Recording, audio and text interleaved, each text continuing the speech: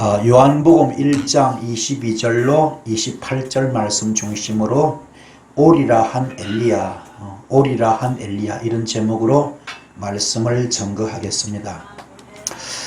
말라기 4장 4절로 6절 말씀 보면은 너희는 내가 호렙에서 온 이스라엘을 위하여 내 종 모세에게 명령한 법, 곧 율례와 법도를 기억하라 그럽니다.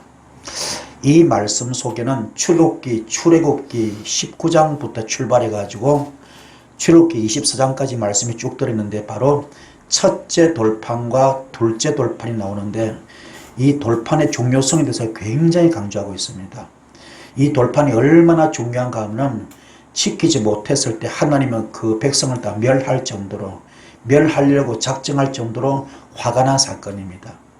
그래서 출애굽기 19장에 보면은 하나님께서 모세에게 명령합니다. 내가 지금 너희들에게 십계명과 율례와 법도를 지금 줄 것인데 하나님의 법을 내려줄 것인데 이 법을 먼저 지킬지 안 지킬지 백성들에게 가서 전해서 그걸 확인하고 오느라 그럽니다.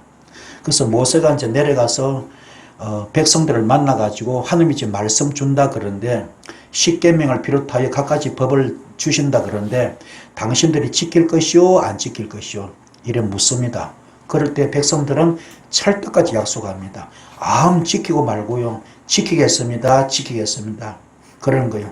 그래서 그 말을 하나님께 이제 보고를 하니까는 하나님께서 이제 십계명을 주는데 그때 두 돌판에다가 불로서 십계명을 기록합니다.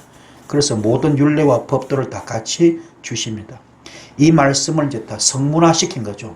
전부 다 십계명에 새긴 것 돌판에 새긴 것 말고도 여러 가지 법을 주셨어요. 이걸 전부 다 성문화를 시킨 거죠. 한마디로 성경책을 만들듯이 기록을 해가지고 그걸 다 들고 지금 내려옵니다. 내려와서 이제 번제를 드리면서 소 한 마리를 잡아가지고 그 피를 양푼에 받아가지고 절반은 제단에 다 뿌리고 절반을 가지고 백성들 일일이 묻습니다. 물을 때 내가 이렇게 지금 당신들 말 듣고 지킨다 그랬기 때문에 이 말씀을 내가 받아왔는데 다시 한번 내가 확인한다.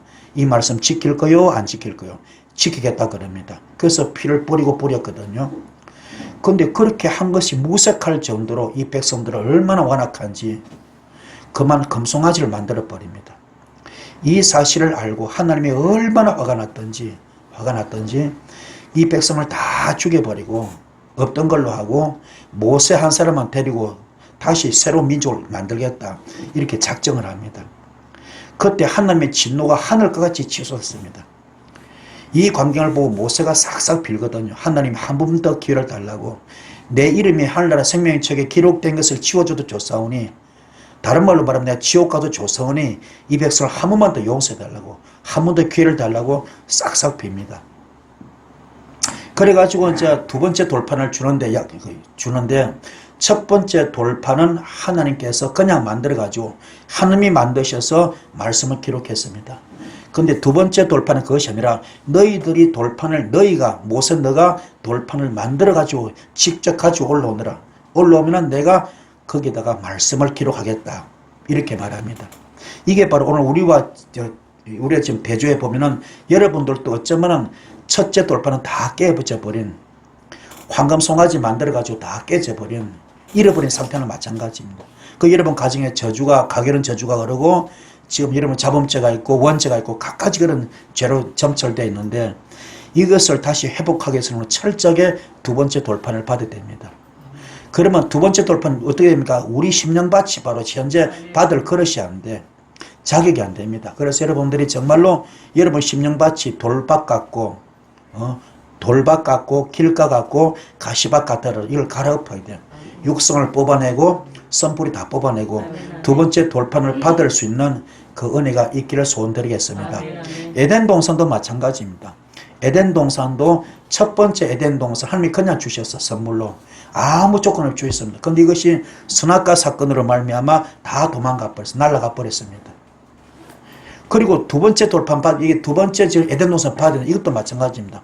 앞으로 새 하늘과 새 땅이 열릴 것인데 그 에덴 동산은 두 번째 에덴 동산은 실패한 그런 에덴 동산이 될 수가 없어. 그건 영원한 천국이고 영원한 새 예루살렘인데 새 하늘과 새 땅인데 거기 들어가서 우리가 이 육성 가지고 들어갈 수 없습니다. 그래서 정말로 돌박 같고 가시밭 같은 길 같은 이런 신명밭을 갈아엎어 가지고 이러면 전부 다 두 번째 에덴 동산을 받길 바랍니다. 이걸 지금 기억하라 이 말입니다. 너희는 내가 호렙에서 온 이스라엘을 위하여 내 종 모세에게 명령한 법 곧 율례와 법도를 기억하라. 이 말씀 속에 이거 다 들어있는 겁니다. 그래서 보라 여호와의 크고 두려운 날이 이르기 전에 내가 선자 엘리야를 너희에게 보내리니 그가 아버지의 마음을 자녀에게로 돌이키게 하고 자녀들의 마음을 그들의 아버지에게로 돌이키게 하리라. 돌이키지 아니하면은 다른 말로 회개하지 아니하면은 순종하지 아니하면은 두렵건대 내가 와서 저주로 그 땅을 칠까 하노라 그럽니다.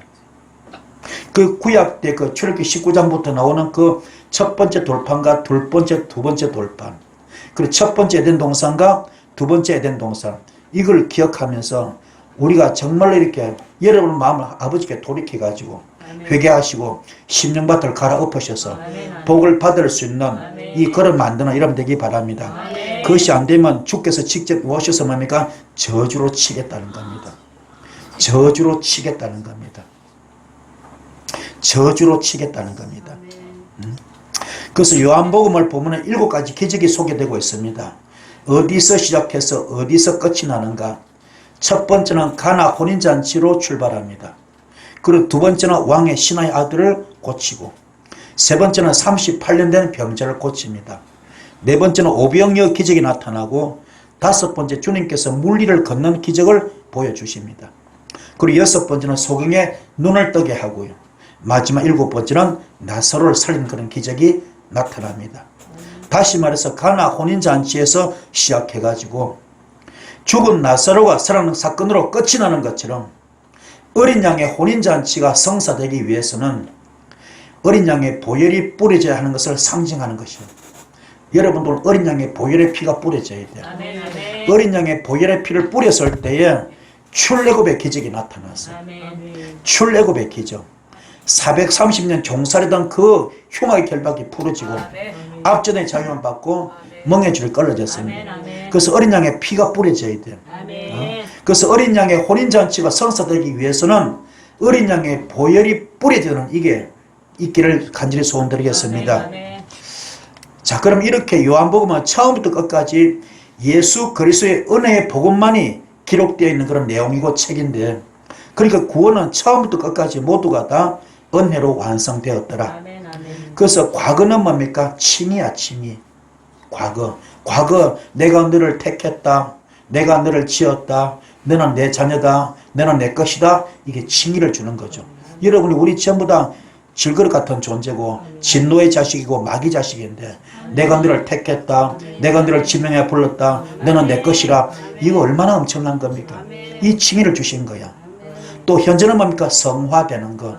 우리가 깨닫고 거듭나가지고 정말로 하나님의 자녀로서 요한복음 1장 12절 말씀에 주를 영접하는 자, 그 이름을 믿는 자는 하나님의 자녀가 되는 자격을 주셨잖아요. 그러면 주님의 그 은사, 그 능력이 우리한테 온다 이 말입니다. 주님이 쓰셨던 그 은사, 그 능력이 우리한테 온다 이 말입니다. 이렇게 바로 성화되는 역사. 또 영화는 미래에 오는 뭡니까? 분봉왕들로서 하나님 보좌에서, 그죠? 우리 그 주위에서 같이 예배 드릴 수 있는 영원한 천국의 주인공 될 수 있는, 이게 바로 앞으로 미래 영화입니다. 이 모든 것들이 우리가 잘나서가 아니라 은혜로 완성된다는 것. 은혜로 완성되는 겁니다. 그래서 이런 토대 위에서 지금요 제사장들과 레위인들이 세례를 주고 있는 세례 요한에게 묻습니다. 너 누구냐? 네가 그리스도냐? 묻습니다. 너 그리스도냐? 묻습니다. 아니에요. 그 그리스도는 이 단어가 어떻게 나왔습니까? 구약 때 그 수천 년 역사 가운데 시대마다 선지가 나왔잖아요. 앞으로 메시아가 올 것이다, 구세주가 올 것이다, 그죠? 예수가 올 것이다, 우리를 구원할 자가 올 것이다, 기름 부은 자가 올 것이다. 이렇게 늘 그 예언되었잖아. 그분이 지금 오신 줄 아는 거야. 그래서 너 누구냐 도대체? 너 그리스도냐? 묻습니다. 나 아닌데요. 나 그리스도 아닙니다. 그러면 두 번째, 너 그러면 엘리야냐? 불의 종 엘리야냐? 저 아닌데요. 아닙니다. 세 번째로 너 선자냐 묻습니다. 저 선자도 아닌데요. 선자 저 아닙니다 말합니다. 그럼 도대체 뭐야 이게. 그런데 중요한 건 마태복음에 보면은 주님께서 세례요한을 소개하는데 얼마나 그를 높이는가 하면은 오리라고 한 엘리야다. 오리라고 한 엘리야다. 이거 엄청난 사건입니다. 오리라고 한 엘리야다 그럽니다. 이렇게 소개하고 있습니다. 그럼 마태복음 11장 13절부터 보면은 모든 선지자와 그 구약 때 얼마나 많은 선자가 있어. 그 모든 선자와 율법이 예언한 것은 구약 성경에 예언한 것들, 율법이 구약이잖아요. 모세오경부터 해가지고 이 율법이 예언한 모든 것들은 어느 때까지라고요? 요한의 때까지. 요한의 때까지. 이게 바로 마태복음 11장 13절 말씀입니다. 그리고 만일 너희가 절겨 받을진대 오리라고 한 엘리야가 바로 누구라고요? 곧 이 사람이라. 아멘. 그게 누구요? 바로 세례요한입니다. 이거 주께서 지금 이게 소개하고 있잖아. 모든 선지자 율법이 예언하는 것은 요한까지인데 이게 예수님 말씀이거든. 그리고 너희가 절겨 받을진대 오리라고 한 엘리야가 곧 누구라고요? 세례요한이다. 아멘. 근데 왜 세례요한은 아니라 그랬을까? 분명히 오리란 엘리야였고 그리고 선자였는데 왜 아니라 그랬을까? 또 누가복음 16장 16절 말씀에 율법과 선지는 어느 때까지라고요? 요한의 때까지. 율법도 요한의 때까지. 그렇게 구약 성경이 뭡니까? 요한으로 졸업하는 거예요. 졸업하는 겁니다. 선자도 뭡니까? 요한의 때까지 졸업하는 겁니다. 그러면 마태복음 1장 1절에 뭡니까? 아브라함과 다윗의 자손 예수 그리스도의 세계라. 아브라함과 다윗의 자손 예수 그리스도의 세계라. 족보라 나오잖아요. 세례 요한의 시대 끝나고 율법이 끝나고 이제 뭐로 출발합니까? 예수 시대가 열린 거예요. 은혜 시대, 진리 시대, 복음 시대가 열린 겁니다. 이걸 위해서 주께서 십자가 숭배하셨잖아. 빌립보서 2장 4절로 11절까지 말씀 보면은 주께서 하나님이신 것을 포기하시고, 그렇죠? 하나님과 동등됨을 포기하시고, 인간의 몸을 입으시고, 그리고 사람의 종으로, 사람의 모양으로 오셔서, 이 땅에 오셔서 십자가 숭배하시잖아. 숭배하시면서 다 이루었다 했을 때 뭡니까? 땅들이 흔들리고, 그 바위가 터지고, 그리고 무덤들이 터지면서 죽은 자 막 살아났지 않습니까? 그러면서 뭡니까? 그 무섭던 율법이 전부 다 뭡니까? 복음으로 바뀌는 거예요. 할렐루야. 지금 은혜와 진리 시대, 복음 시대입니다. 할렐루야. 그래서 한 나라의 복음이 전파되어 사람마다 그를 침입한다는 거예요. 율법과 선지는 요한의 때까지 그 후부터는 한 나라의 복음이 전파되어서 사람마다 그를 쭉쭉 침입하는 겁니다. 할렐루야. 이렇게 요한은 구약의 마지막 선자였는데 주님께서 요한을 가리켜서 선자 중에 선자다 높이고 있는 거죠. 그리고 본인도 자신이 뭐며 선자임을 알고 있는 거예요. 세례 요한도. 그러면 요한복음 1장 22절 23절을 보면 또 말합니다. 누구냐? 우리를 보낸 이들에게 대답하게 하라. 너는 너한테 대하여 무엇이라느냐? 너 누구야 도대체? 너 어떤 놈이야? 그러면 그리스도도 아니고 엘리야도 아니고 선지도 아니고 그럼 도대체 너 어떤 놈이야? 너 누구야? 너 자신에 대해서 네가 대답해봐. 너 자신을 네가 소개해봐. 도대체 너 어떤 놈이야? 누구야? 말합니다. 그때 요한복음 1장 23절에 뭡니까? 나는 선지자 이사야의 말과 같이 뭐라고요? 주의 길을 곱게 하라고 광야에서 외치는 자의 소리입니다. 주의 길을 곱게 하라고 광야에서 외치는 소리입니다. 할렐루야. 요한을 뭡니까? 자신을 어떻게 소개합니까? 광야에서 외친 자의 소리입니다. 이렇게 이야기하는 것. 이게 어디 있느냐? 바로 이사야서 40장에 기록이 되어 있습니다. 이사야 40장에 기록이 되어 있습니다. 그래서 이사야 40장 1절에 보면은 너희의 하나님이 이르시되 너희는 위로하라. 내 백성을 위로하라. 너희는 위로하라. 내 백성을 위로하라. 어떻게요? 너희는 예루살렘의 마음에 닿도록 말하며 그것에게 외치라. 그 노역의 때가 끝났고 다른 말로 복역의 때가 끝났고 그 죄악이 사함을 받았느니라. 그 모든 죄로 말미암아 여호와의 손에서 벌을 배나 받았느니라. 이렇게 말하고 있습니다. 무슨 말입니까? 여러분들은 위로하는 자가 되기 바랍니다. 위로하는 자. 여러분 위로하는 자가 되어야 됩니다. 사람이 가장 괴롭고 공부하고 힘들고 어려울 때 아플 때 누가 옆에서 말 한마디도 따뜻하면 얼마나 힘이 납니까? 특히 우리 지혜 정도로 위로하는 자가 돼요. 위로하는 자. 어떻게 위로? 정답게 마음에 닿도록. 건성건성하는 사람은 뭡니까? 이거는 사람 갖고 노는 겁니다. 건성건성하면서 위로하는 사람에게는 오히려 사람을 갖고 노는 거야. 더 마음의 상처가 크게 올 수 있어.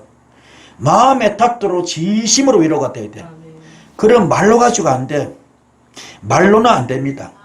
어떻게 3절에 외치는 자의 소리여 말합니다. 너희는 광야에서 여호와 길을 예비하라. 사막에서 우리 하나님의 대로를 평탄하게 하라.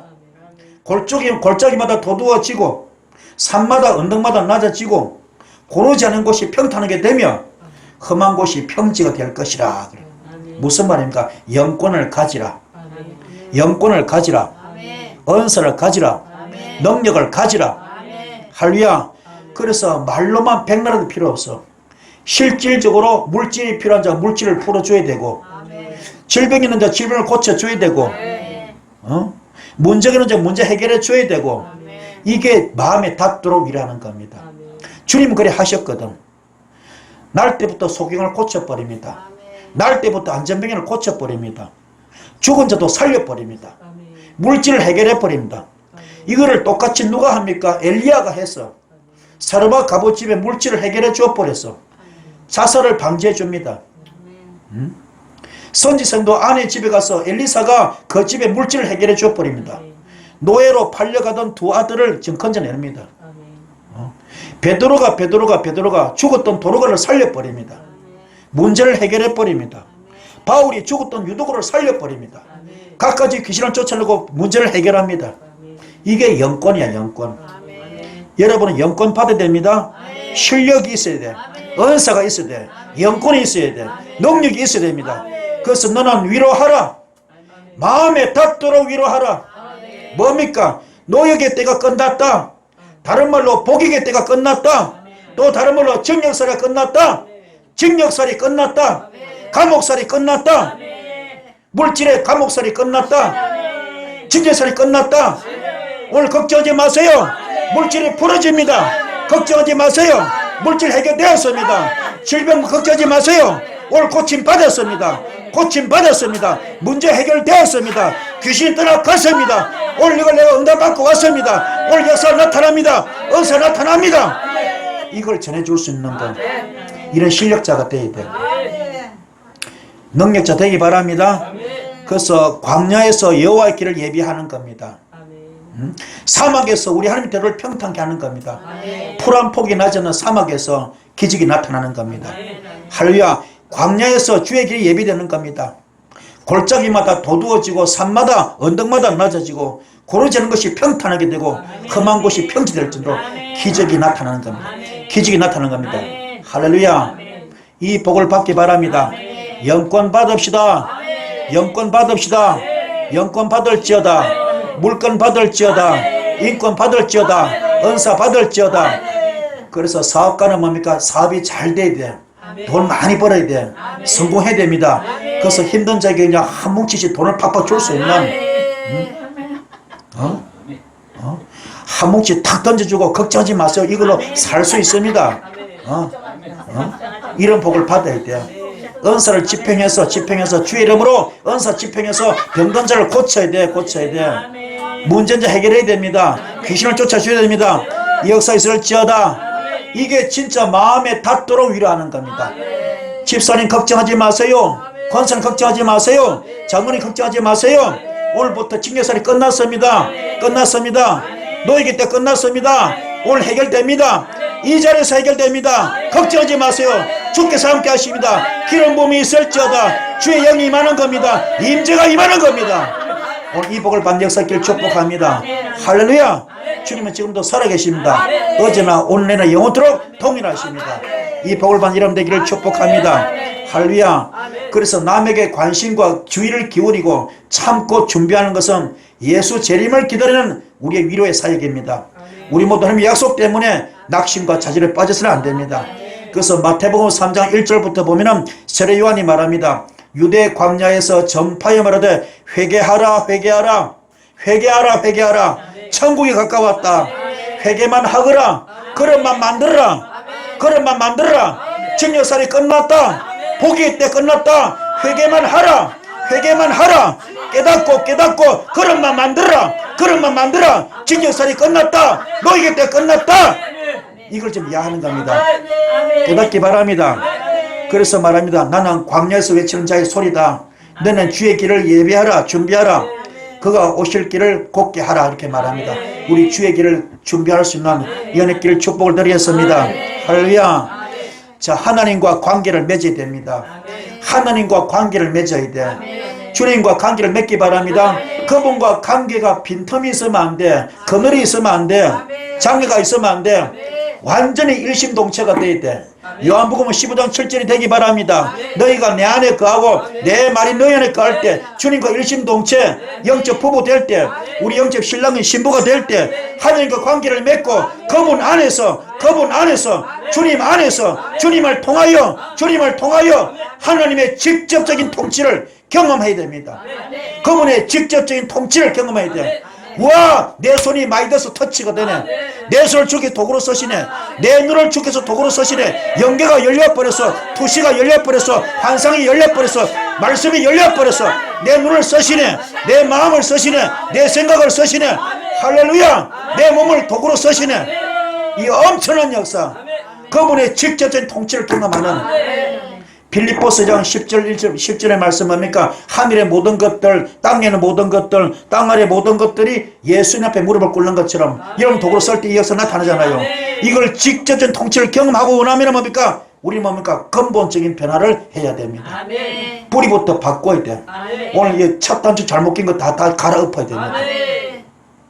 완전히 오늘 맷돌로 갈아버려야 돼. 할렐루야. 절구통을 찢기 바랍니다.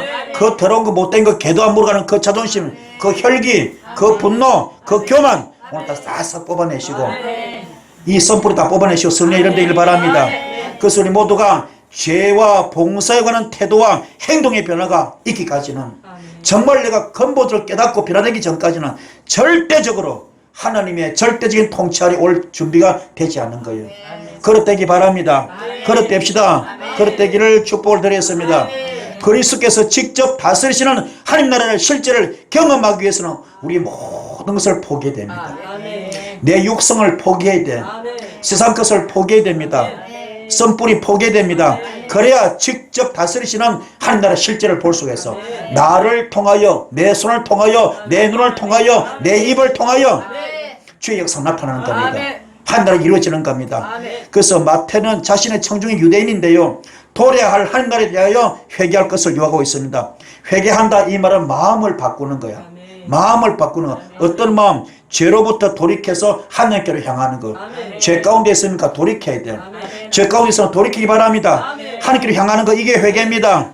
예수께서 세상에 오심으로 말미암아 하나님 나라가 열려버렸습니다. 성취가 되었습니다. 그분 지금 여기 와 계십니다. 영으로 와 계십니다. 영으로 와 계십니다. 하나님 나라가 열려있어요. 성취가 되었습니다. 근데 우리 왜 못 받아 먹어? 왜 못 받아 먹어? 영의 눈이 어둡기 때문에. 사울의 육신의 눈에 비늘이 벗겨졌을 때 영적 세계를 바라보고 나중에는 삼청천까지 갔던 것처럼 우리 그 단계를 들어가야 됩니다. 이 단계 되기를 축복합니다. 우리는 그의 삶에서 하나님 나라의 삶이 어떤 것이며 하나님의 기름 부음 받은 게 어떻게 다스리는가를 볼 수 있는 자가 되어야 됩니다. 연의 길을 축복을 드리겠습니다. 그래서 하나님 나라는 인간의 마음이 임하는 하나님의 통치입니다. 이런 마음이 가장 중요해. 마음이 어떤 마음입니까? 어떤 마음? 맨날 낙심이나 하고 좌절이나 하고 원망이나 하고 시기나 하고 질투나 하고 비판이나 정죄하고 앉았으면 맨날 나 죽겠다 나 죽겠다 하면 사탄이만 더글더글 하는 것이지. 그래서 한 나라에 있을 수가 없죠. 여러분 마음이 긍정적인 마인드, 감사 마인드, 할렐루야, 이걸 갖길 바랍니다. 여러분 속에 썸뿔이 있으면 안 돼. 어둠이 있으면 안 됩니다. 우리가 주님에게 우리의 삶을 다스리도록 우리가 우리의 삶을 주님께 다 맡기는 거. 그분께서 나를 다스리시도록 맡기는 거. 이렇게 허락할 때 우리는 한 나라에 들어갈 수 있습니다. 그리고 믿음으로 그 나라의 완성을 이룰 수가 있는 겁니다. 깨달읍시다. 깨달읍시다. 그분께 전부 다 맡겨야 돼. 전폭적으로 맡기기 바랍니다. 그래서 요한은 말합니다. 그리스도냐? 엘리야냐? 선자는 그들의 질문에 뭡니까? 나는 아니야. 나는 아니거든. 왜 그러냐? 너희들이 살고 있는 어둠의 세계와 내가 살고 있는 빛의 세계는 완전히 다르다. 지금 내가 사실은 엘리야가 맞아. 오리라 한 그 엘리야가 맞아. 나는 그리스도는 하지만 그리스도가 내 안에 있기 때문에 그분과 하나가 돼 있어. 그럼 나는 선자도 맞아. 이 시대 마지막 선자 맞아. 그렇지만 나는 아니야. 나는 너희들이 말할 대꾸할 그런 그게 뭡니까? 그런 가치가 없어. 지금 영의 말을 너희들이 알아들을 수가 없어. 나는 영의 사람이야. 빛의 사람이야. 영의 사람이고 빛의 사람이야. 너희들은 세상 사람이야. 어둠의 사람들이야. 이 깊은 뜻을 알 수가 없어. 이걸 지금 이야기하는 것은 한마디로 뭡니까? 나는 아니야. 그러고 마는 거예요. 나는 아니야. 그러고 마는 겁니다. 그래서 말라기 4장 4절 아까 읽었죠? 너희는 내가 호렙에서 온 이스라엘을 위하여 내 종 모세에게 명령한 법 곧 율례와 법도를 기억하라. 보라 여호와의 크고 두려운 날이 이르기 전에 내가 선자 엘리야를 너에게 보내리니 그가 아버지의 마음을 자녀에게로 돌이키게 하고 자녀들의 마음을 그들의 아버지에게로 돌이키게 하리라. 돌이키지 아니하면 둘일 건데 내가 와서 저주로 그 땅을 칠까노라. 이렇게 지금 성경은 소개하고 있습니다. 그러면 오늘 본문은 메시아의 선구자 되는 세례 요한의 출현을 예언함으로써 복음뿐만 아니라 구약 성경 전체를 종결하는 동시에 신약과의 완벽한 연결점을 제공했습니다. 자, 메시아의 선구자, 그렇죠? 메시아보다 앞에 왔잖아. 그의 길을 예비하러 왔잖아. 이게 선각자, 선구자 그러잖아요. 먼저 왔어. 그렇죠? 이 세례 요한을 출연함을 예언함으로 말미암아 요한복음뿐만 아니라 구약 성경 전체를 종결하는 거예요. 왜요? 요한은 뭡니까? 세례 요한이 어디까지라고요? 선자도 그게 마지막이고 율법도 거의 마지막이잖아요. 그렇죠? 이거를 이야기하는 겁니다. 그래서 구약 성경 전체를 종결하는 동시에 신약과의 완벽한 연결점을 이어지는 겁니다. 아멘. 그래서 구약 성경의 마지막 이 말라기, 성경의 말라기에 오리라는 엘리야가 뭡니까? 예언이고 해답이 나왔는데 이 바로 말라기의 예언은 사실 예수 그리스도 사역을 예언하는 것인데 이게 바로 지금 금방 우리 읽은 요겁니다. 아버지 마음을 자녀에게로 돌이키게 하고 자녀의 마음을 그들의 아버지에게 돌이키게 하는 것. 이게 바로 오리라는 엘리야입니다. 그는 구약 때의 불의 종으로서 뭡니까? 갈멜산에서 막 하늘물을 열기도 하고 닫기도 하고 비를 쏟아붓기도 하고 불을 쏟아붓기도 하고 이 엄청난 그 엘리야가 아니고 오리라는 엘리야는 어떤 엘리야라고요? 아버지 마음을 자녀에게로 돌이키게 하는 것. 아멘. 또 자녀의 마음을 아버지에게로 돌이키게 하는 것. 이 사역자가 뭡니까? 바로 오리라는 엘리야입니다. 그런데 왜 엘리야를 붙였을까?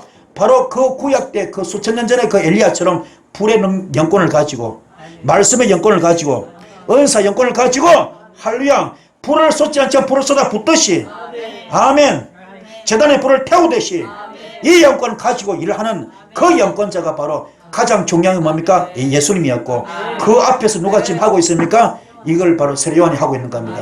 그 주께서 뭡니까? 이 세례 요한을 이 땅에서는 그보다 큰 자가 없고 그렇잖아요. 이 땅에서는 그보다 큰 자가 없지만 천국에서 가장 작다 그랬잖아요. 그만큼 엘리야를 뭡니까? 이 세례 요한을 높이는 겁니다. 깨닫는 여러분 되기를 축복을 드리겠습니다.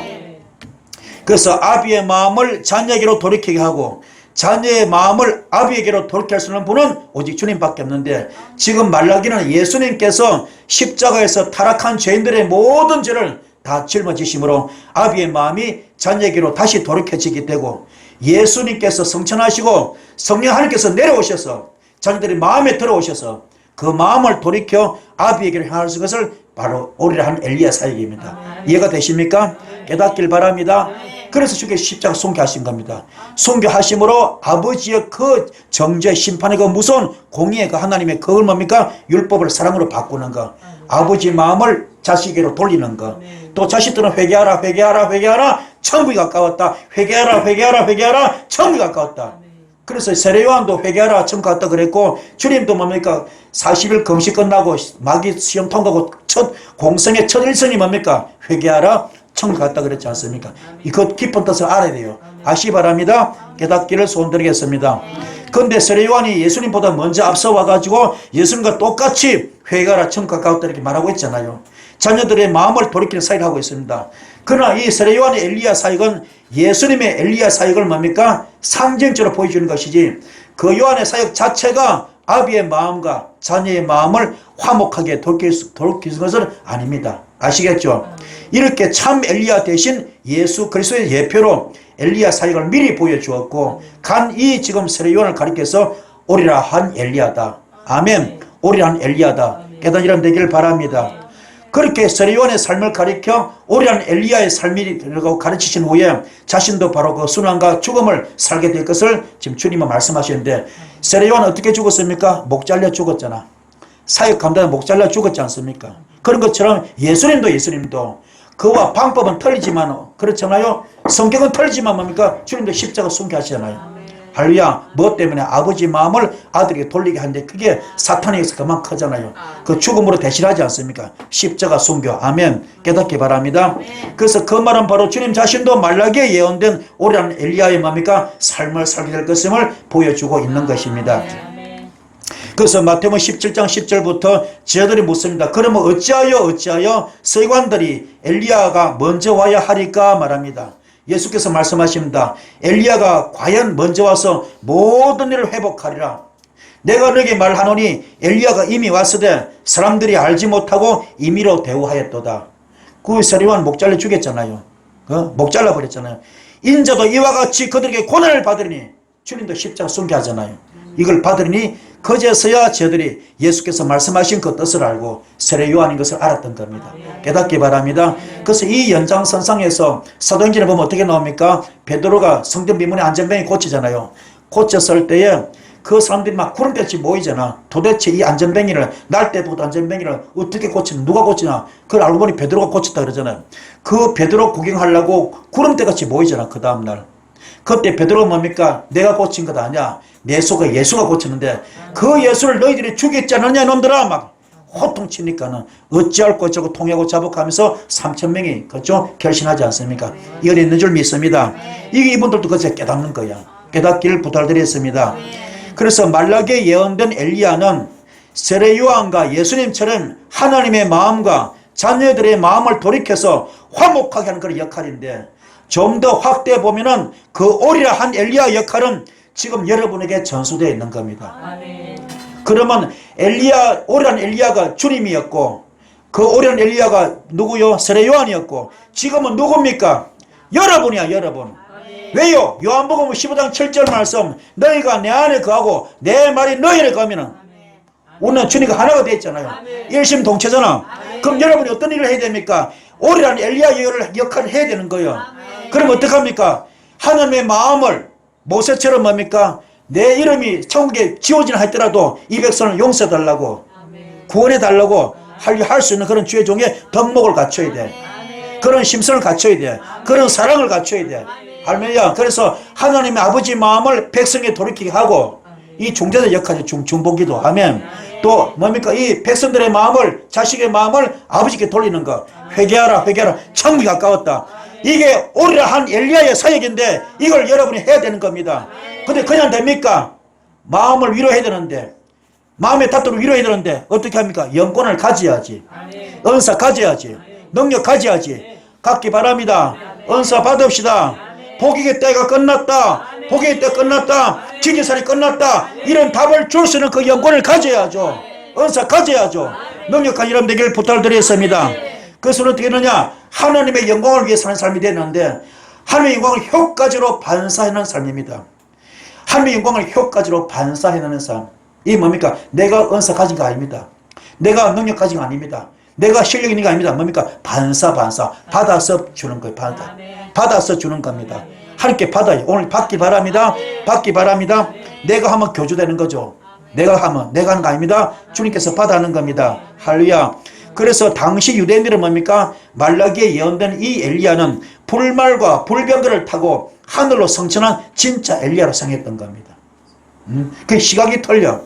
그리고 언젠가 그 엘리야가 와서 회개를 외치고 자녀들의 마음을 아비에게로 돌리게 하고 그 뒤를 이어서 메시아가 오고 메시아가 와서 다윗 왕국을 회복할 것이다. 이렇게 지금 굳게 믿고 있었던 거죠. 그래서 그들은 오매불망 엘리야만 기다렸던 겁니다. 그리고 말라기 4장 6절 말씀처럼 그 엘리야가 와서 회개를 외치고 그들의 마음을 아비에게로 돌이키게 할 때 그것을 거부하면 그들의 땅을 하나님께 지실 것이다. 이렇게 믿었던 거죠. 같은 말씀인데 바라본 시각이 틀려. 해석이 틀린 겁니다. 아멘. 깨닫기 바랍니다. 그래서 엘리야와 비슷한 옷차림에 광야에서 막 회개를 외치는 세례요한이 왔는데 야, 저 사람이 혹시 말라기에 예언되었던 그 엘리야가 아닌가 하고는 뭡니까? 이게 막 구름대같이 그 세례받으러 모이는 거예요. 세례받으러. 이해가 되시죠? 그리 막 모였던 겁니다. 근데 요한은 보니까 하늘과 가까우심을 선포했고 회개로 말미암은 윤리지은 열매를 그는 요구하면서 회개 표적으로 물로 세례를 베풀고 있습니다. 만일 요한의 세례가 회개와 관련되어 있다면 죄 없는 예수께서 왜 세례를 받으셨는가? 주께서 말씀하십니다. 모든 의의를 이루기 위하여. 주님의 대답이 뭡니까? 모든 의의를 이루기 위하여. 처음에 거부했잖아. 세례 요한이 너무나 큰 분이기 때문에 세례 안 주겠다 그랬잖아요. 내가 어떻게 감히 줄 수 있습니까? 했을 때 아니야. 모든 의의를 이루기 위함이야. 세례를 베풀라 그러잖아요. 그 세례를 주잖아요. 주었을 때 어떻게 됩니까? 그때 주님은 어떤 몸으로 오셨습니까? 하나님과 동등됨을 버리시고 하늘 보좌 버리시고 인간의 몸으로 오셨고 할렐루야. 죄인의 모습으로 오셨잖아. 그리고 모든 일을 대표해서 세례를 받는 거지. 세례를. 아멘. 그때 뭡니까? 성령이 비둘같이 임하면서 하늘에서 음성이 들렸죠. 뭐라 그럽니까? 이는 내 기뻐하는 자요 내 사랑하는 자라 그랬잖아요. 여러분 설도 마찬가지입니다. 여러분 사회 가실 때 정말로 주께서 기뻐하셔서 이는 내 기뻐하는 내 종이다. 내 기뻐하는 내 사랑하는 종이다. 할렐루야. 이런 성령이 비둘같이 임하는 이 역사가 여러분이 임하기를 바랍니다. 이 복을 받는 여러분 되길 바랍니다. 할렐루야. 그래서 성령의 임재는 세례와 관련되어 있는데 세례는 예수를 하나님의 아들로 그리스도로 고백하는 것이 바로 세례입니다. 근데 요한이 그렇게 죄를 자복하고 회개를 하고 세례를 받으러 나오는 바리새인들과 사두개인들에게 칭찬은 고사하고 오히려 독사의 자식들아 이렇게 저주욕을 끌어붓고 있습니다. 이 말은 뭡니까? 당시 유대인들은 세례의 의미도 뭡니까? 이런 내가 주는 그런 육성을 죽이는 그런 것이 아니고 뭡니까? 정결의식으로 오해하고 있는 겁니다. 정결예식은 율법이거든. 지금 마호메트를 믿는 걔들 어떻게 합니까? 성전 들어갈 때 지금부터 어떻게 합니까? 앞에 다 수도가 있잖아. 맨발 벗고 발 닦고 손 닦고 사타구니 닦고 얼굴 씻고 머리 이렇게 하고 뭡니까? 그 빌로 가잖아요. 하고 있잖아요. 그게 율법이래. 율법. 그게 아니고 원래 진짜 세례는 뭡니까? 내가 죽는 거예요. 나는 죽고 물에 푹 잠기고 그죠? 물불에 죽고 다시 일어나는 겁니까? 부활을 상징하는 겁니다. 이 세례가 되길 바랍니다. 할렐루야. 근데 걔네들 뭡니까? 자기들의 노력으로 된다. 노력으로 되는 거 이야기하는 거죠. 그래서 엘리야 역할을 하고 있는 세례 요한도 그들은 뭡니까? 영적으로 잘못 보고 잘못 이해하고 잘못 알고 있는 겁니다. 깨닫기 바랍니다. 그래서 단지 정치적이며 경제적인 메시아 길을 닦는 그런 엘리야로 그들은 다 봤던 겁니다. 그래서 이 베드로를 비롯해서 12제자가 어떻게 합니까? 3년을 따라다녔어. 주님을. 다 자기 마음대로 다 똑똑하잖아. 자기 분야 똑똑한 분들이 그렇잖아. 나이가 몇 살인데 어른들이잖아. 성인들인데 그냥 따라가겠어요. 뭔가 있어야 따라가죠. 주님을 그냥 맹목적으로 따라해서 그건 아니거든. 계산을 다 주판 튀겨보는 겁니다. 뭔가 이익이 되기도 따라가는 뭐냐. 아, 만왕의 왕이 오셨다. 메시아가 오셨다. 우리의 왕이 오셨다. 유대인의 왕이 오셨다. 이제 이분이 왕이 오셨기 때문에 우리가 한 자리 할 수 있다. 국무총리도 할 수 있을 것이고 장관도 한 자리 맡을 수 있을 것이고 대통령 되는 왕 되는 우리 주님 오셨을 때는 우리 한 자리 맡을 수 있을 것이다. 그래 3년을 따라다닌 겁니다. 그래서 볼 거 다 보고 배울 거 다 배우고 알 거 다 알아서. 그런데 막상 간질병 걸린 아이가 왔을 때 그 부모 왔을 때 고쳤어 못 고쳤어? 못 고칩니다. 왜 못 고쳤습니까? 주께서 책망하잖아요. 너희들은 알 거 다 알지만 볼 거 다 보고 배울 거 다 배웠지만 안 된다. 왜 그랬어요? 믿음이 결심만큼도 없는 겁니다. 믿음이 결심만큼 살아오기 때문에 그게 없다는 겁니다. 그리고 기도나 이런 이유가 나가지 않는다 그래요. 아는 게 다가 아니야. 기도하기 바랍니다. 기도하기 바랍니다. 안다고 다 되는 게 아닙니다. 기도하기 바랍니다. 그걸 믿음 있길 바랍니다. 이게 중요한 거야. 아시겠죠? 그래서 지금 이분들은 이 12제자 가운데 한 놈은 예수 팔아먹잖아. 3년을 따라보면 별거 없어. 이게 아무것도 아니네. 예수 팔아먹어 버립니다. 베드로는 욕하고 저주하고 부인하고 도망가 버립니다. 아무것도 아니야. 내가 3년 따라다니는 이게 뭡니까? 내가 돈 한 푼 받지 않고 따라다니는 이게 3년의 허송세월이야. 이게 뭐야 이게? 그토록 믿었던 지금 예수가 우리의 왕인데 이게 뭐야? 왕이 아니네. 이건 아무것도 아니네. 십자가 못 박혀 주는데 이런 개 같은 경우 어디 있어? 참을 수 없어. 이해가 안 되는 거야. 용서가 안 되는 겁니다. 그 욕하고 저주고 도망가 버린 겁니다. 이게 지금도 마찬가지야. 여기도 마찬가지, 여기도. 여러분들 예수를 어떻게 믿습니까? 어떻게 믿습니까? 우리를 구원해 주신 그분, 우리의 생사복을 주원하신 그분, 그분을 여러분 제대로 아시는 여러분 되길 부탁을 드리겠습니다. 할렐루야. 그래서 정치적이고 경제적인 메시아 길을 따는 그런 엘리야로 보고 있습니다. 그들의 관심은 죄인들이 모두 그러하듯이 여전히 내가 제일 중요해. 나의 행복이 제일 중요해. 그래서 타락한 죄인이 죄를 용서받고 하나님의 복된 나라를 유업으로 받는 길은 그들이 죽었다가 다시 사는 방법밖에 없는데 이게 뭡니까? 세례 요한의 세례인데 이거를 제대로 그들은 알지 못합니다. 정결의식으로만 오는 정결의식으로. 그래서 이 독사의 자식들아 그런 겁니다. 깨닫기 바랍니다. 그래서 세례 요한은 세례 받으러 유대인들에게 독사의 자식들아 욕을 했고 그들은 설명을 해줘도 알아들을 수 없기 때문에 너가 엘리야냐? 네가 그리스도냐? 네가 선냐? 나는 아니야. 말할 대꾸가 가치 없는 겁니다. 그래서 이런 진주를 개한테 함부로 던지지 말라 그랬잖아요. 이게 못 알아듣는 겁니다. 이걸 깨닫기 바랍니다. 그 여러분도 말씀이 열리기 바라고 성경이 열리기를 간절히 소원드리겠습니다. 주님께서 계속해서 성령이 충만한 사역지를 통해서 그리스도인들에게 주님의 뜻을 전하고 계신데 모세는 하나님의 어떤 가는 선지 중에 하나였죠. 또 하나님께서는 다른 위대한 선지를 계속 약속하고 있습니다. 그 위대한 선지의 약속의 노미가 바로 주님이십니다. 할렐루야. 그리스도인들은 가장 위대한 선지요. 하나님의 최종 선지는 바로 예수를 우리가 만날 것이고요. 그분은 그분 자신이 하나님께서 계획하신 역사의 처음이고 마지막 완성자가 바로 주님이신 줄 믿습니다. 할렐루야.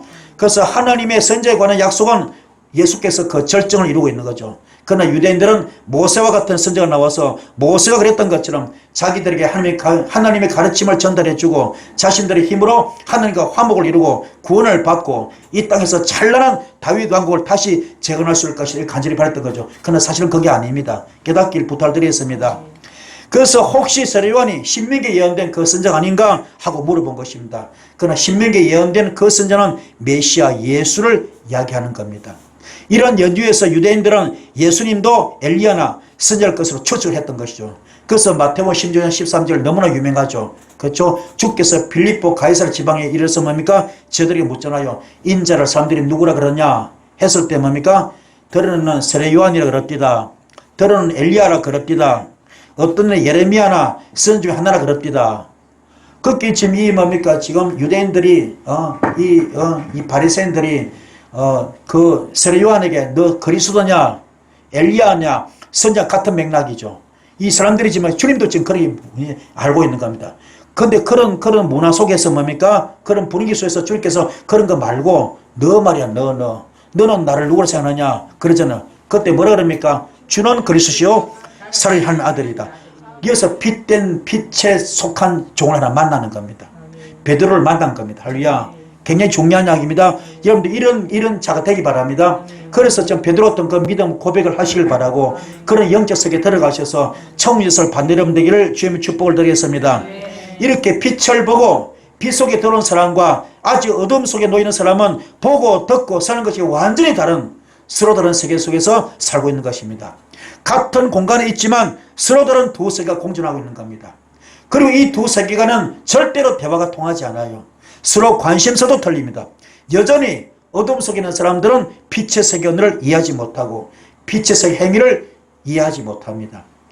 그래서 요한은 굳이 설명하거나 설득하지 아니하고 어둠 속에 속한 자들의 질문에 자기가 속한 빛의 세계의 언어를 대답한 것이네. 나는 아니야 그러고 마는 겁니다. 그냥 넘기고 마는 거죠. 깨닫기를 부탁드리겠습니다. 그래서 우리도 막 그렇습니다. 간혹 예수를 믿지 않는 사람들과의 대화 속에서 자기 혼자 다른 세계를 살고 있는 느낌을 받을 때 있잖아. 여러분 세상에 나가서 살면서 세상 사람 만들 때 대화가 안 될 때 있잖아. 이해가 안 될 때 있잖아요. 그렇죠? 나 혼자 그냥 혼자 뚝 떨어진 것처럼 그런 데 있잖아요. 그 이야기를 하고 있는 겁니다. 우리들은 여러분 지금 빛의 세계로 이미 들어와 버렸어. 어둠에 있는 자들과 생각도 대화도 행동도 맞지 않을 때가 굉장히 많습니다. 그런데 베드로는 뭡니까? 주는 그리스도시요 살아계신 하나님의 아들입니다 고백했을 때 주님이 칭찬하고 있는 거죠. 베드로는 성경 말하는 메시아가 어떤 것인가를 알고 있는 분이었고요. 이렇게 이 땅에는 두 종류의 사람이 공존하고 있습니다. 어둠의 세계에 속한 자들과 빛의 세계로 나온 사람들, 나는 과연 빛의 세계로 들어온 자가 맞는가? 여러분 자신을 진단해 보시기 바랍니다. 나는 빛의 속에 들어와 있는가? 나는 빛의 속에 들어와 있는가? 이를 깨닫길 바랍니다. 그 사람이 보낸 사람들은 세상 관심에만, 그냥 세상에만 관심이 많습니다. 그러나 하나님께서 보낸 사람은 오직 그리스도에게만 관심이 있고 그분만을 높이려 합니다. 무엇을 먹을까, 무엇을 마실까, 무엇을 전부 다 뭡니까? 주님밖에 몰라. 오직 주님밖에 몰라요. 깨닫기 바랍니다. 아무것도 없어도 괜찮아. 길바닥에 나앉아도 괜찮아. 길바닥에 나 앉아도 괜찮아. 죽을 병에 걸려도 괜찮아. 내가 죽을 병 걸려도 죽게 쓰시려면 나를 고쳐 쓰실 것이야. 내가 아무것도 없어도 죽게 삼게 하시면 나를 다시 복을 주셔서 정말 다시 쓰실 것이야. 이런 믿음이 있는 겁니다. 여기에 통과한 자가 누굽니까? 바로 다니엘이 서자구를 통과하고 사드락과 메삭과 아벳노고가 이 지금 풀무불을 통과하고 요셉의 감옥을 통과하고 욥 같은 경우는 그 10자식을 다 죽여도 안 흔들려. 꿈쩍도 안 합니다. 자식을 다 죽여도 꿈쩍 안 합니다. 재산을 다 가져가도 꿈쩍하지 않습니다. 본인이 죽을 병들도 꿈쩍하지 않습니다. 이게 오로지 주님께만 관심 있는 사람. 이런 사람 주님은 믿고 맡기는 자. 믿고 맡기는 자. 어쩌면 여러분에게도 하나님께서 독자 이상의 시험을 줄 수도 있습니다. 더 큰 것을 주시기 위해서. 그렇다면 여러분이 어떤 시험이 오더라도 낙심하면 안 되죠. 좌절하면 안 되죠. 절망하면 안 되죠. 감사하시 바랍니다. 감사하시 바랍니다. 이 시험을 통과합시다. 그래서 요한복음 1장 25절부터 또 물어 말합니다. 네가 만일 그리스도 아니고 엘리야도 아닌데 그 선지도 아닌데 어찌하여 선을 베푸느냐? 너 무슨 자격으로 하느냐? 요한이 말합니다. 나는 물로 선을 베풀지만 너희 가운데 너희가 알지 못하는 한 사람이 서 있다는 겁니다. 나는 이제 물로 선을 베풀고 있지만 너희 속에 지금 너희 군중들 속에 이 속에 여기 이 자리에 이 속에 지금 너희가 알지 못하는 어마어마한 분이 한 분 서 있다는 겁니다. 그게 바로 내 뒤에 오시는 분인데 나는 그분의 신발끈을 풀기도 감당치 못할 정도로 어마어마한 분이 와 있다는 거예요. 이게 바로 세례요한은 빛의 자녀이기 때문에 빛 속에 들어왔기 때문에 그 영적 세례를 아는 겁니다. 주님의 실체를 아는 겁니다. 그러나 그 많은 무리들은 다 몰라. 영적 눈이 어두운 겁니다. 여러분도 마찬가지야. 성경이 열리기 바라고 말씀이 열리기 바라고 영계가 열리기 바라고 영안이 열리기 바라고 영적 촉이 예민하길 바랍니다. 깨닫기 바랍니다. 여기도 지금 마찬가지야. 주님이 여러분이 앞에 지금 축복을 쌍더미처럼 쌓아놨어. 이걸 지금 받아먹지 못하고 있어. 받아먹지 못하고 있어. 왜요? 그릇이 안 되고 영이 안 열려서 모르는 겁니다. 깨닫기 바랍니다. 요 단계 들어가는 여러분들에게를 주님의 축복을 드리겠습니다. 예수님을 전가하는 삶이란 도대체 어떤 삶인가? 예수님을 전가하는 삶이 도대체 어떤 삶인가? 연못에 달이 비추어서 연못에도 달이 뜨듯이 우리가 예수님의 삶을 그대로 비추어내는 삶. 이게 바로 예수님을 전가하는 삶입니다. 우리 자신을 비추어내야 돼. 예수의 삶을 그대로 비추어내는 것. 내가 예수의 삶을 그대로 비추어내는 것. 이게 뭡니까? 십자가의 삶이라. 내가 죽어야 돼. 내가 죽어야 돼. 죽어야 돼. 죽어야 돼요. 죽어야 돼요. 죽어야 돼. 죽어야 돼요. 얼마나 죽었습니까? 죽어야 돼. 죽어야 돼요. 10% 죽으면 10% 나타날 것이고 50% 죽으면 50% 나타날 것이고 100% 죽으면 100% 나타나겠죠. 이 은혜길 축복합니다. 나를 비우고 나를 비추어서 하나님에게 덕을 줄 수 있는 분, 이웃에게 덕을 줄 수 있는 분, 할렐루야. 그 삶을 사는 것이 예수님을 전가하는 삶입니다. 그리고 그 삶이 바로 하나님의 영광을 나타내는 삶이고 이런 삶이 바로 신의 성품에 참여한 삶입니다. 깨달읍시다. 나를 비추어내는 삶, 예수를 비추어내는 삶. 이 태양의 빛을 뭡니까? 달이 받아서 어둠을 밝히듯이 우리는 빛 대신 뭡니까? 그분의 빛을 받아가지고 어두운 세상을 밝히는 광야에서 주의 길을 예비하는 그분의 광야에서 그분의 길을 예비하는 평탄케 하는 역사길을 축복합니다. 깨닫기 바랍니다.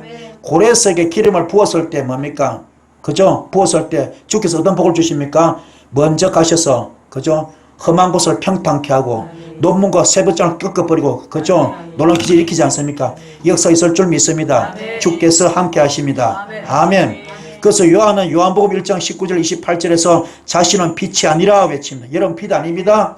성도의 삶은 첫째 자기가 빛이 아닌 것을 인정하는 것이고, 두 번째는 성도의 삶은 빛을 전가하는 삶이고, 세 번째는 성도의 삶은 다른 사람을 하여금 하나님을 믿게 하는 분명한 의도를 가진 것입니다. 그렇다면 우리가 모름지기 정말로 그리스도인들이라면 나의 상황과 조건과 환경에 일희일비해서는 안 돼. 어떤 상황이라도, 어떤 조건이라도, 어떤 환경이라도, 아까 말했죠. 내가 길바닥에 나앉더라도, 내가 죽을 병 걸리더라도 그때는 절망하거나 낙심하면 안 돼. 우리가 많이 가졌다고 교만할 것도 없고, 없다고 우리가 뭡니까? 주눅들거나 비굴할 것도 없습니다.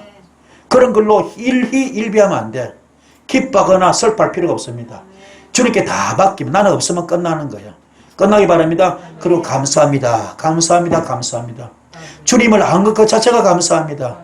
주의 자녀된 것을 감사합니다. 기름 부어주심을 감사합니다. 내 삶에 내가 없어야 돼. 나는 자꾸 부인되고 내 안에 사는 예수가 자꾸 드러나야 돼. 이 단계들 이름 되기를 축복합니다. 할렐루야. 그래서 내가 가진 소유도 나를 절망하게 하거나 교만하게 할 수가 없습니다.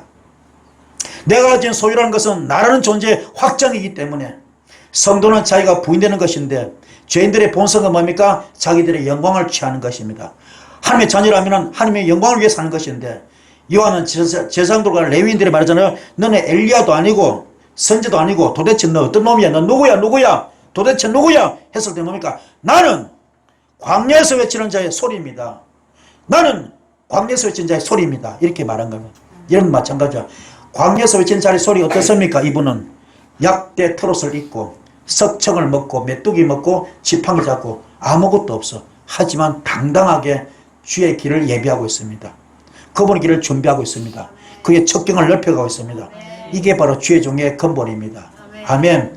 아무것도 없어도 괜찮아. 내 속에 주님만 계시면 그 자체가 영권이고 물권이고 인권이고 축복입니다. 기적입니다. 가집시다. 만나는 자마다 흉화의 결박이 풀어졌습니다. 징역살이 끝났습니다. 노예의 때가 끝났습니다. 걱정하지 마세요. 풀어주고 뚫어주고 이래주는 이 역사 축복합니다. 할렐루야. 엘리야가 아무것도 없어요. 엘리사가 아무것도 없습니다. 가진 거 한 거 아닙니다. 아무것도 없어. 그 속에 하나님이 계시기 때문에, 주님이 계시기 때문에 그 이름으로 베드로도 마찬가지고 그 이름으로 병든 자를 고치고 귀신을 쫓아내고 문제 해결해 주었습니다. 이 복 받기 바랍니다. 그 여권을 받을지어다. 그래서 말라기 3장 1절부터 만군의 여호와가 말합니다. 보라, 내가 내 사자를 보내리니 그가 내 앞에서 길을 준비할 것이요. 누굽니까? 세례 요한 예언하고 있잖아요. 또 너희가 구하는 바 주가 갑자기 그의 성전에 임하시리니 곧 너희가 사모하는 바 언약의 사자가 임하실 것이라. 약속의 사자가 오는 거죠. 갑자기 임한대요. 이 삼손이 갑자기 주의 영이 임했을 때 그냥 넌 낙이 턱뼈 하나 가지고도 벌레서 꾼데 1000명을 때려잡듯이 여러분에게 지금 갑자기 주의 영이 임하는 겁니다. 그 임하는 날 누가 능히 당하며 그가 나타날 때 누가 능히 서리요. 어마어마한 불이 오시는데 검을 연다는 제 불이랍니다. 검을 연다는 제 불입니다. 수천도 뜨거운 불구덩이 속에서, 그 용암 속에서 잡철 고철 다 집어넣었을 때 다 녹여서 물로 만들어가지고 액체로 만들어가지고 불순물 다 뽑아내듯이 어마어마한 불이 오시는 겁니다. 표백하는 제 잿물 같답니다. 가마솥에 뭡니까? 가마솥에 빨랫감을 잔뜩 집어넣고 양잿물 잔뜩 집어넣고 푹푹 삶으면은 때국물 쭉쭉 뽑아내듯이 어마어마한 분이 오시는 겁니다. 이분이 여러분께 갑자기 축복도 축복 이 지금은 벌하러 오시는 벌하러 오시는 겁니다. 어떻게 해요?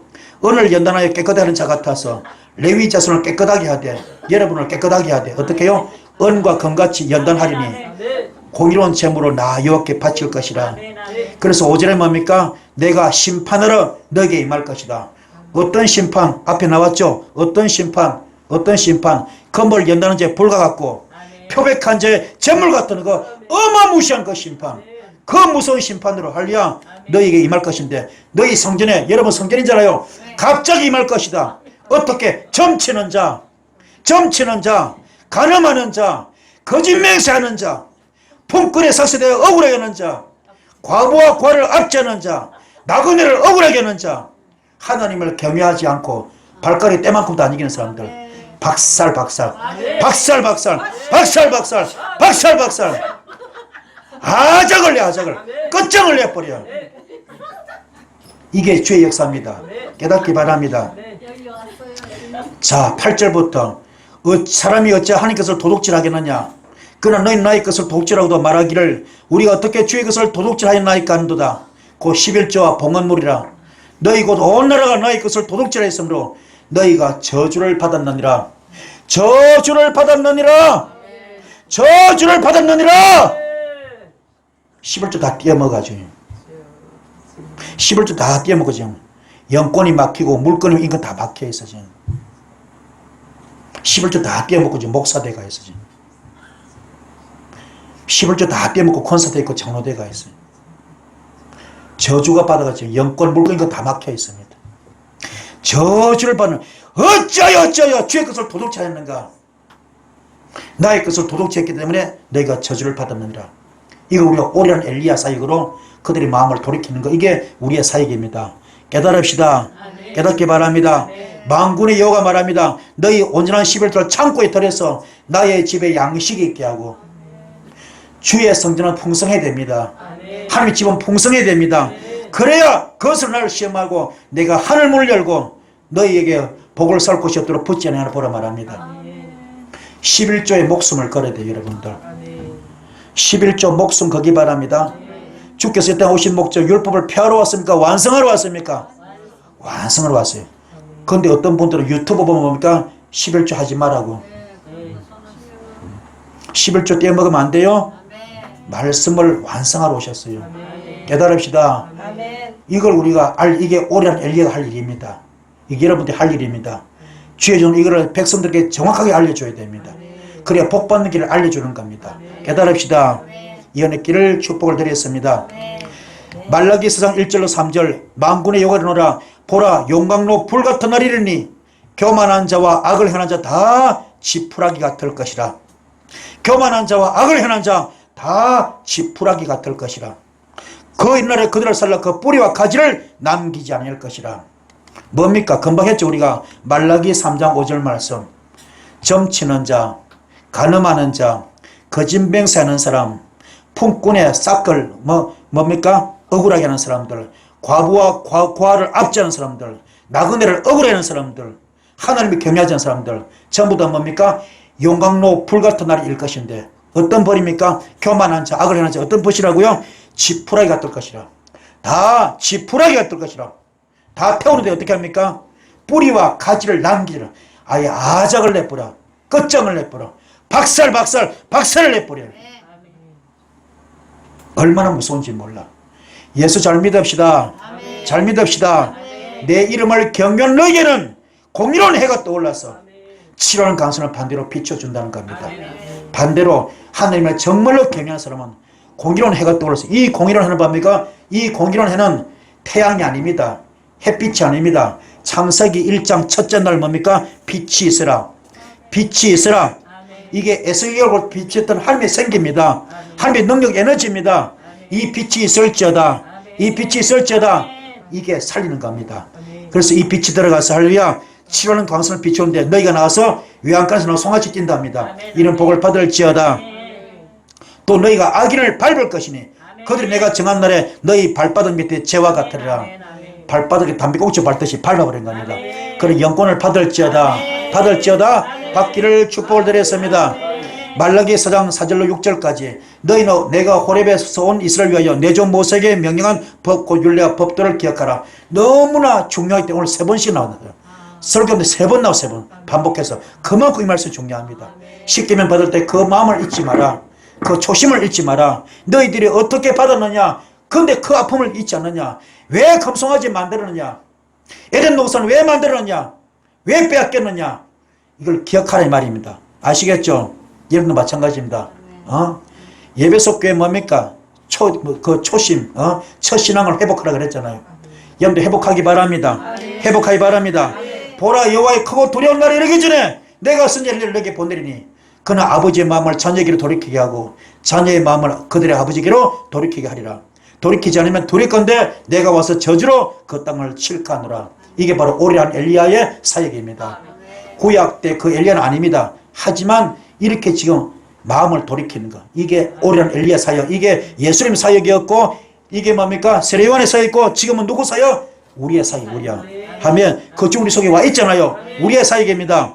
그렇지만 어떤 능력으로? 엘리야 같은 능력으로, 엘리야 같은 능력으로, 불의 능력으로, 불의 능력으로 서은열 29장을 다시 써나가는, 아멘. 오래한 엘리야 사역 합니다. 여러분 되기를 주임으로 축복합니다.